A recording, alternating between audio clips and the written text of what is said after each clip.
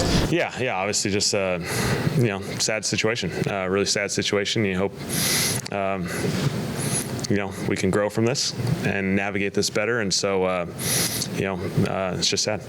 In the wake of what happened, has there been any talk here or training camps around the country about changing security or just looking at security protocols? We haven't had those discussions. Certainly, we spend a lot of time. This organization spends a lot of time just putting ourselves in the safest, best situations possible.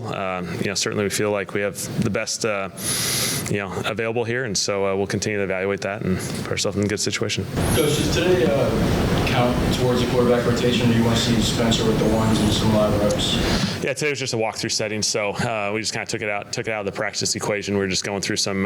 Today was a lot of situational football, just kind of going through some situations. Usually, it's easier to go through that in a walkthrough setting first, and then apply it as it goes.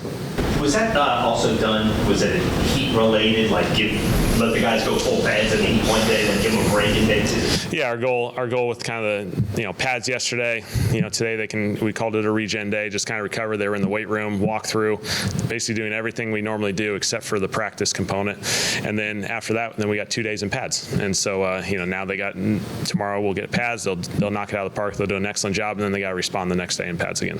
In those kind of decisions, is that something that you're big on? That you said we're going to make sure guys recover, or and I'm sure you're getting input. Is that more driven by somebody else saying, hey, we need to do this, or is that something you came in saying we want to do? It's just a collaborative effort as we kind of talk through the calendar, putting ourselves in the best position to let these guys recover, and then the next 2 days will be really, really important with 2 padded practices, and so again, collaborative conversations. Every coach in the NFL would say they want to build through the trenches, but curious, in your time in the league, have you noticed a difference between teams that actually say it and then do it? Is there a disparity there?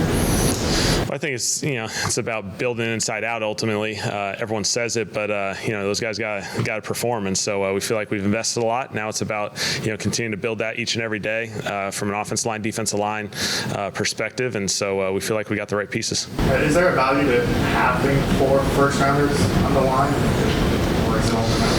Certainly, they came in, highly thought of, and so it's a matter of those guys continue to grow, continue to develop, and then so much of if you're talking about on offensive line perspective, those guys have to spend so much time together. There's so much verbal and nonverbal communication. Those guys have to work in unison, and so they got to spend a lot of time.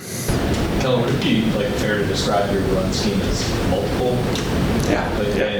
And with that, is part of that being able to have a counter for specific fronts and defensive looks that you're going to see from various teams? Yeah, certainly, and that's part of the install process. We're trying to expose these guys to a number of different tools that we'll utilize during the season. Certainly, as we build this thing, together through training camp, we'll lean into certain things that we feel really comfortable with. That'll be our primary plays, but it's important that you got to have the counter moves and the adjustments to handle the different things you're going to have to deal with in the season.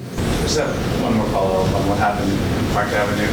How much, generally, since you've been in pro sports, have you thought about the potential for NFL personnel to be the targets of violence off the field? And did anything about yesterday change the way you feel about that, or make you think about it more?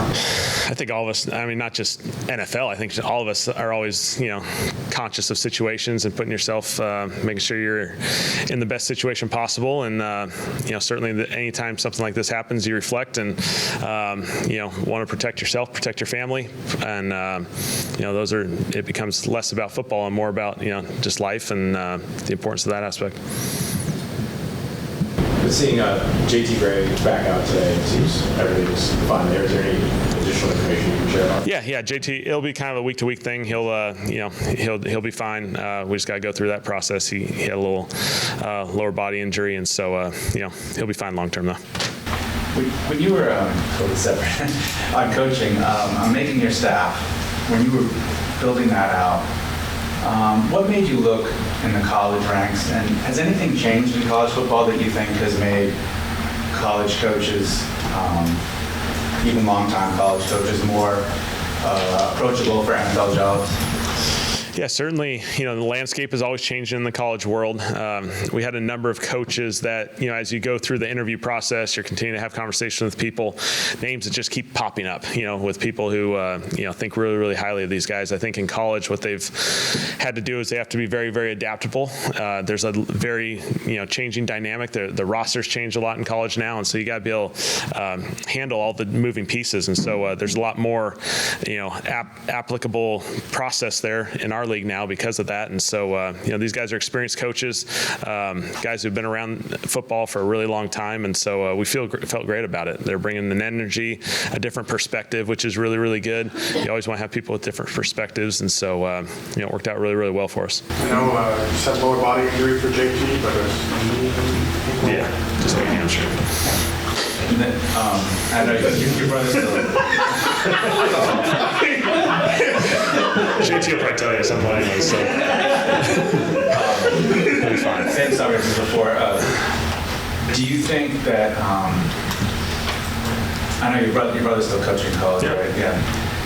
Do you think that there have been any changes in the college football landscape that have caused college coaches to be more interested in the NFL than they might have been before?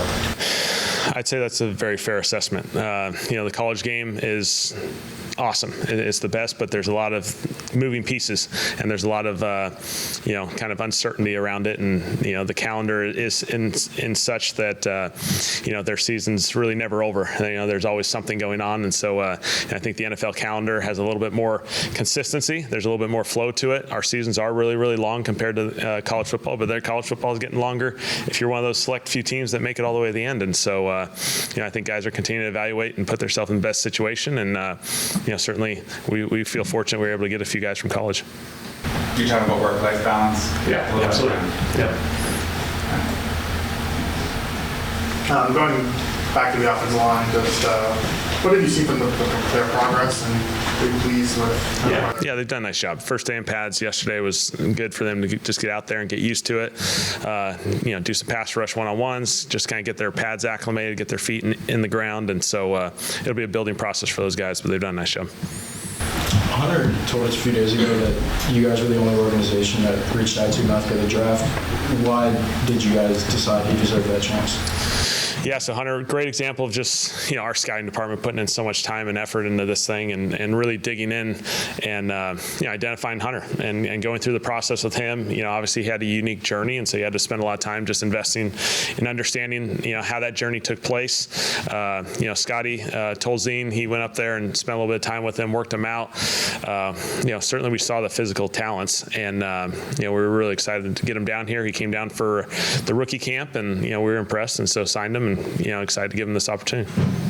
Does the NFL's ongoing kickoff rule change that has now taken touchbacks from 20 yards to 35 yards, how has that impacted the offense's mentality, drive starters, things like that? I think there's some game management components just because, one first down, you're already kind of at midfield now. You're playing some different, you're potentially playing more 4-down football, I think, in our league, a few less punts as a result of that.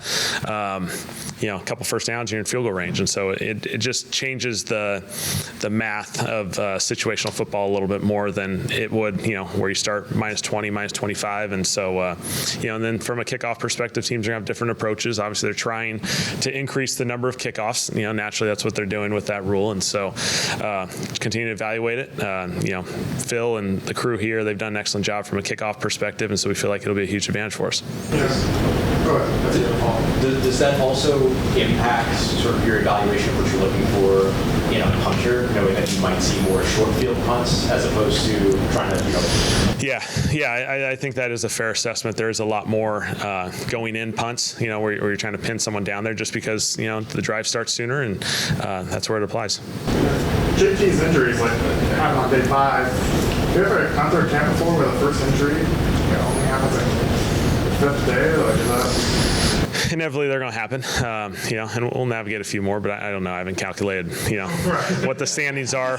But I guess with all the emphasis you guys have put on recovery. I feel like our guys are feeling well, are feeling good. I think they're doing an excellent job in the weight room, in the recovery process. I think we've provided them enough time to kind of go through the prehab, go through the rehab. Those guys just got to continue to keep doing it the right way, and we feel like you can't control all these injuries. Things are going to pop up, things are going to happen, but let's do our best to control it.